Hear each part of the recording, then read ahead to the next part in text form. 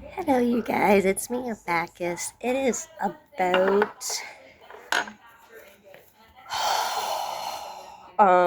it's 6:06. I got probably about 5:47. Just been noticing my mornings were getting so terrible. I would legit start crying, and I see getting like irritated a little bit in the morning. But when you just start to have a meltdown in the morning, you definitely gotta try to make some changes occur. Well, I've been doing that. I was all out of ideas. That's probably why I started crying. So my boyfriend suggests that I'd get up at the same time he did. That way my son will still be asleep and I would have enough time to get up, just collect my thoughts, drink some coffee, and just sit for a second. And I already got his breakfast and stuff ready. Um so far this is going pretty good. Um My Stratera actually, it's easier to get up and get going than like a lot easier than I thought. This My Stratera actually is good at keeps making me stay awake if need be. And I will have you know, I'm probably about 115 pounds. Okay, now this is good. Normally I would weigh like probably 98 to 103, possibly around that, because I was so terrified of getting higher than that, and I've dealt with that for years. And I'm like, what, 35 years old? Yes, I was. It's definitely been years. I'm starting to just accept the fact that my body's getting older, and I'm not gonna be as skinny as I used to be, and that's fine. No, that's fine. No one wants to look at it, then don't. Now, do I think you should still work out? Makes you feel good, and it tones what you do have. Yeah, I think you should do that. But it's kind of weird because even though I'm not a size 0 or a 1 anymore, I'm happier because when I did have my eating disorder, I was so miserable because I wanted to eat. But with ADHD, binge eating is a big thing. But Stratera helps with binge eating, I think. If I remember correctly, I'd have to look it up again, but I think it does. And I've always had a binge eating problem. Mainly just at night or, when I was younger and did bad things. So now I try to just accept, as long as I can still fit in my clothes. I mean, I'm still wearing my ones and my twos. I just fill them out a little bit more.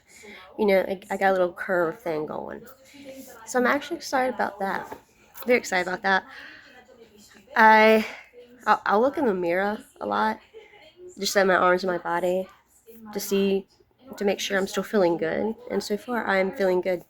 I mean, I'm not like yay, but I'm not like freaking out either. The only thing I still can't do is when I go to the doctor, when they have to check your weight and you have to get on that scale that's like a fucking Nazi. He's like, Hacha! Like legit that.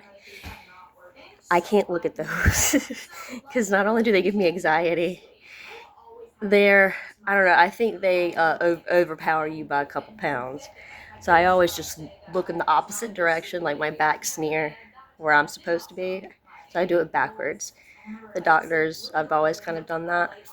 I still do that now, but I really would like to get to the place where I can go like actually look at it at the front and not be scared like I'm looking at my death, you know? So, but we're gonna get to that. Well, today we just gotta tackle staying up and enjoying this rainy morning. I hope to God the sun comes out. And yeah, yeah. To anybody who does struggle with an eating disorder, or who is thinking they might be struggling with an eating disorder, or you can go through your first stage. My first stage was probably, well, you okay when you're like when you're younger and you're exposed to people critiquing how your body looks, whether it's a little bit too big or a little bit too small. That's kind of where it's planted.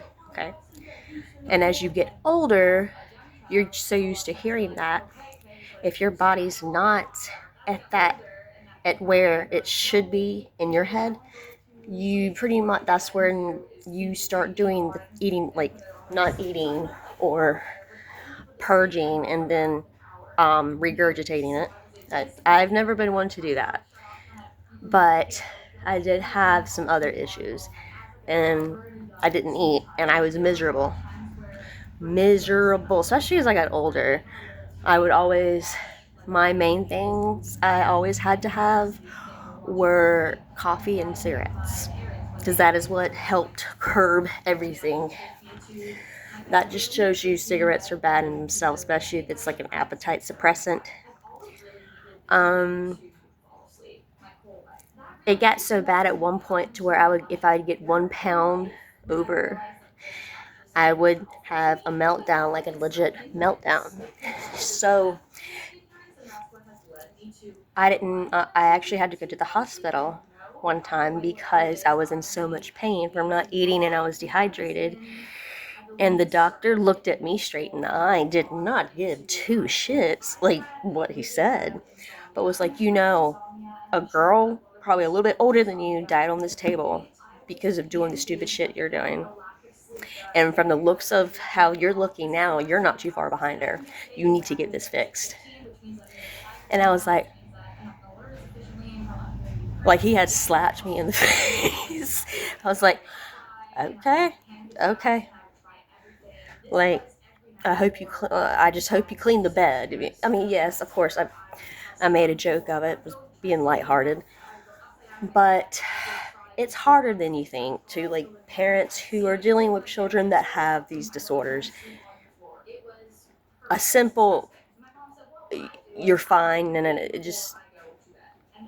it's not going to work.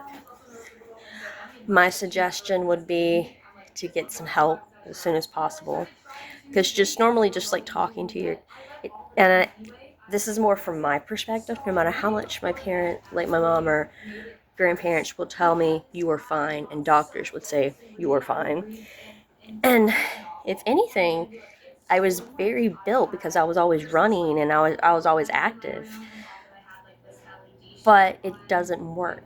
You have to get to that point in your life where you see it yourself. And we're kind of dealing with something like that from one of my boyfriend's kids. And she was at that stage now where she's hitting, just hitting a big girl stage, so her little girl body is getting bigger. And that's about when mine started.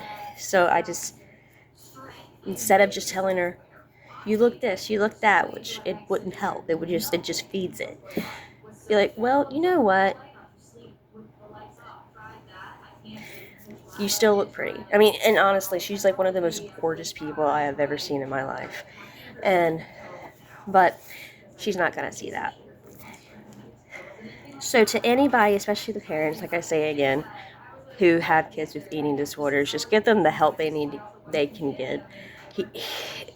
I would say that say if I had a girl, she had an eating disorder, that would probably be one of my limitations.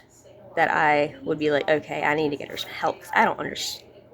I'm not going to be able to convince her otherwise, because she can't. No matter what you say, it just takes time and a lot of therapy.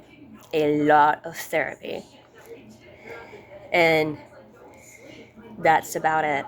I know therapy sounds like a bad word, but it's really not. It's not. I would highly recommend anybody to therapy. I don't care if you have problems or not. You don't want them. So I am still in the process of making my accommodations and getting some stuff in order, and just trying to rewire my head. And it's hard. it's hard because it's like you're rewiring years worth of information you've always heard.